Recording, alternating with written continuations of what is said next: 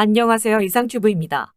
미 육군은 UH-60의 후계기로 시코르스키와 보잉이 개발한 이중반전식 로터와 푸셔 프로펠러가 특징인 디파이언트 X가 아닌 록히드 마틴과 벨이 개발한 틸트 로터기인 V280 벨러를 선택했습니다. 미 육군은 AH-64와 OH-58 및 UH-60과 CH-47 등의 회전익기의 후계기 개발을 제각각 실시하는 것이 아니라 센서와 아비오닉스 및 엔진 등의 컴포넌트를 공통화하여 비용 절감이나 개발 기간의 단축을 목적으로 미래형 수직 이착륙기 계획인 FVL 프로그램을 시작했습니다. 이 중 UH-60의 후계기 프로그램인 미래형 장거리 강습기 사업인 FLRA의 자리를 놓고서는 디파이언트 X와 V280 벨러가 다투고 있었습니다. 그러나 미 육군은 FLRA의 승자로 V280 벨러를 선택했다고 발표해 주목을 받고 있습니다. 또한 FLRA의 사업은 UH-60뿐만 아니라 AH-64에 대한 업그레이드도 포함하고 있어 록히드 마틴과 벨은 3,000대 이상의 수요가 창출되는 셈입니다. 아직 미 육군이 V280을 선택한 이유를 밝히지는 않았지만 V22 개발과 운용으로 무르익은 틸트 로터 기술의 신뢰성이 이중반전식 로터와 푸셔 프로펠러를 앞섰을 가능성이 있습니다. 또한 속도면이나 장거리 전개 능력에서도 V280이 더 뛰어났다는 점이 디파이언트 X를 꺾은 결정타가 됐을 수도 있다라고 미국 언론들은 밝히고 있습니다. 덧붙여서 퇴역한 OH-58의 후계기 프로그램으로 일컬어지는 미래형 공격정찰기 사업에서도 현재는 디파이언트 X와 벨 360 인빅터스가 다투고 있지만 디파이언트 X 개발사인 시코르스키 역시 록히드 마틴의 자회사여서 어느 쪽이 선택되어도 미 육군의 회전익기 갱신 수요에 록히드 마틴이 관여할 수 있다는 왜곡된 구조이기도 합니다.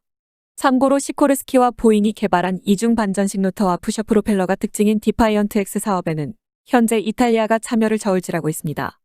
이탈리아의 골레티 공군참모총장은 F-35 프로그램 출자로 이득을 본 것처럼 푸셔 프로펠러를 채용하는 디파이언트 X 개발에서 미국과 손잡을 필요가 있다고 주장했습니다. 이탈리아 정부는 EU 재건기금에서 2천억 유로를 배정받을 예정이며 이 자금의 일부를 미 육군의 미래형 수직 이착륙기 계획인 FVL에 투자해 자국 내 방위산업의 유지 및 발전에 도움을 주는 방안을 검토 중인 것으로 지난 2020년 9월에 알려졌었습니다. 이탈리아는 차세대 회전익기 개발을 위해 FVL 프로그램에 이탈리아의 레오나르도를 참여시키는 것을 목표로 하고 있으며 FVL 프로그램을 통해 얻은 기술로 민간 회전익기를 개발하자는 계획이었습니다. 하지만 당시에서 2년이 지난 지금도 이탈리아 정부가 결정을 내리지 못하자 이탈리아의 공군 참모총장이 서둘러야 한다고 지적한 것입니다. 이탈리아 공군의 고레티 참모총장은 최근에 F-35 프로그램과 같은 이익을 얻으려면 투자를 신속히 해야 한다고 미 언론에 밝혀 주목을 받고 있습니다. 고레티 참모총장은 우크라이나에서 재래식 회전익기가 지대공 미사일의 먹이가 되고 있습니다. 미래의 회전익기는 속도와 작전 범위의 확장이 필수적이며 푸셔 프로펠러를 채용한 회전익기가 주류가 되어 F-35와 마찬가지로 유럽에서도 채용될 것으로 믿고 있습니다. 미국에서 채택된 기술은 조만간 전 세계에서 채택될 것이라며 F-35 프로그램과 동일한 이익을 얻기 위해서는 초기 단계부터 프로그램에 참여하는 것이 중요하다고 말하는 것이 흥미롭습니다. 즉 차세대 회전익기 도입 추세가 정해진 뒤 프로그램에 참여하게 된다면 얻을 수 있는 이익이 적고 푸셔 프로펠러를 채용하는 회전익기 분야에서 앞서 나가려면 시급한 투자가 필요하며 이를 놓쳐 이 분야의 뒤를 쫓는 것만은 절대 피하고 싶다는 뜻으로 해석할 수 있습니다. 이탈리아로서는 EU 재건기금을 FVL 프로그램에 투입하면 EU의 자금이 일시적으로 미 방위산업계에 유출되게 되지만 FVL 프로그램 하에서 개발되는 새로운 헬기의 잠재적인 수요가 엄청나다는 것을 인지하고 있을 것입니다. 우선 미 공군은 AH-64 약 750기와 UH-60 약 1600기 및 CH-47 약 450기 등 총 2800여 대의 새로운 수요가 생기며 여기에다 동맹국으로의 수출 수요까지 고려하면 충분히 회수하고도 남을 것이라고 생각한 것입니다. 문제는 미 육군이 FVL 프로그램에서 해외 출자를 F-35처럼 받아들이느냐인데 현 시점에서 미 육군은 아무런 언급도 하지 않고 있습니다.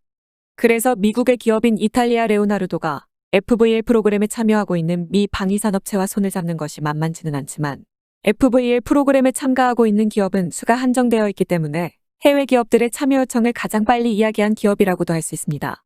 참고로 앞서 말했듯 FVL 프로그램에는 록히드 마틴과 벨이 개발한 틸트 로터기인 V280 펠러도 있지만 골레티 공군 참모총장은 틸트 로터 힌지에 많은 유지 보수가 필요하면 가동률에 영향을 미치기 때문에 푸셔 프로펠러가 더 효율적이라고 말했습니다.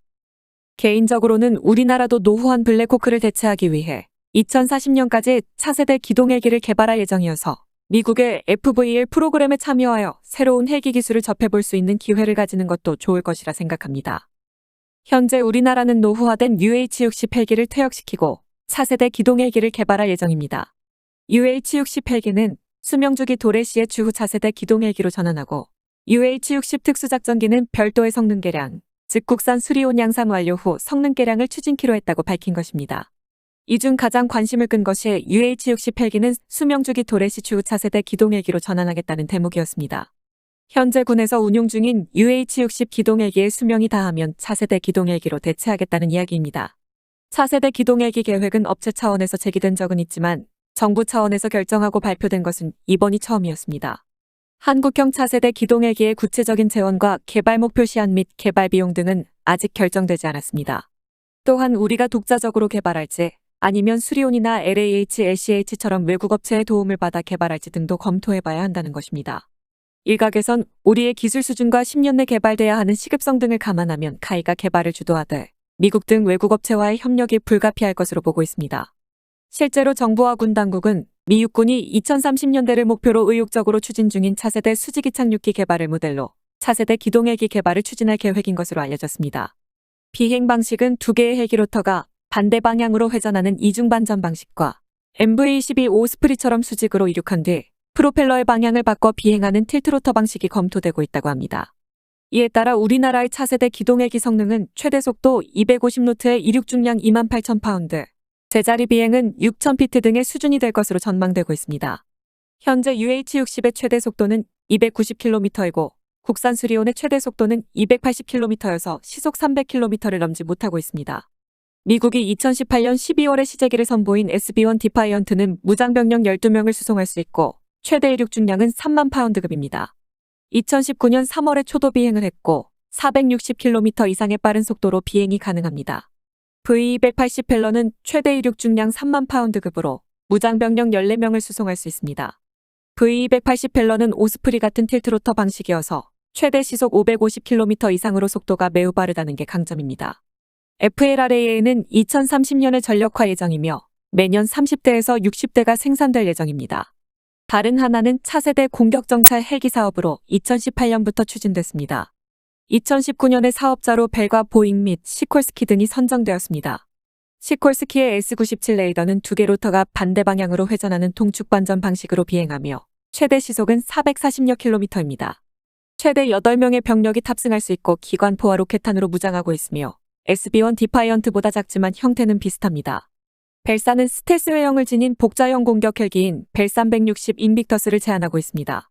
벨 360 인빅터스는 최고 시속 370km의 전투 행동 반경은 250km이며 20mm 기관포와 로켓탄 및 미사일을 내부 무장창과 날개에 장착하고 있습니다. 형태는 미국이 개발 중 취소했고 영화 헐크에도 등장했던 RAH-66 코만치와도 닮았습니다. 파라는 2028년에 전력화 예정이며 연간 30여 대가 생산될 예정입니다. 일각에선 국산 차세대 기동헬기 개발과 관련해서 우려도 제기하고 있습니다. 우선 미래 한반도 전장에서 차세대 헬기가 어떤 역할과 기능을 할지 명확히 개념이 정립되어 있어야 한다는 것입니다. 또한 요구되는 헬기 성격과 성능 및 전력화 목표 연도 등도 모델로 삼고 있는 미국의 기준이 아니라 우리 기준과 상황에 맞춰 정립해야 한다는 지적도 나오고 있습니다. 특히 국내 개발 시 사업 주관 업체와 해외 업체의 사업 참여 방법과 비용 부담, 핵심 기술 이전 문제 등을 심층 검토해야 한다는 주장도 나오고 있습니다. 어쨌든 일각에서 제기되는 문제들을 해소하기 위해서는 미국의 FVL 프로그램에 참여하여 차세대 헬기를 직접 살펴보는 것도 우리나라의 차세대 헬기 개발에 도움이 될 것이라고 개인적으로는 생각하고 있습니다.